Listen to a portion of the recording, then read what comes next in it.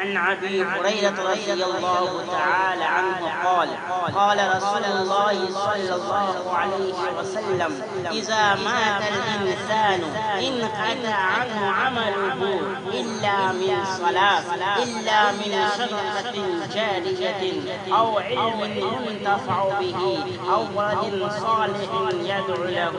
حضرت ابو ہریرہ سے روایت ہے، وہ فرماتے ہیں اللہ کے نبی جناب محمد رسول اللہ صلی اللہ علیہ وسلم نے ارشاد فرمایا اذا مات الانسان، انسان جب مر جاتا ہے تو اس کے عمل کا سلسلہ ختم ہو جاتا ہے، یعنی وہ نماز روزہ حج اور زکات خیرات نہیں کر سکتا سوائے تین چیز کے جو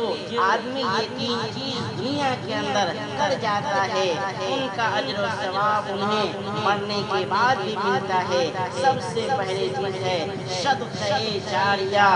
اور دوسری چیز ہے وہ علم جس سے لوگوں کو فائدہ اور نفع پہنچایا ہو، اور تیسری وہ اولاد جو ان کے لیے نیک اولاد چھوڑی ہو جو ان کے لیے دعائیں مغفرت کرے۔